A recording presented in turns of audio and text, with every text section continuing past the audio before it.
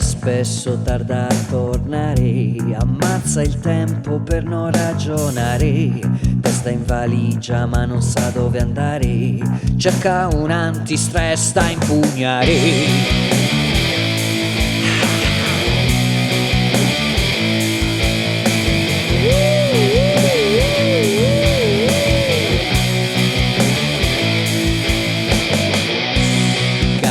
Dice di adorare la musica, di amare il suo lavoro, vuole che il sesso sia solo un gioco, una magia che duri poco.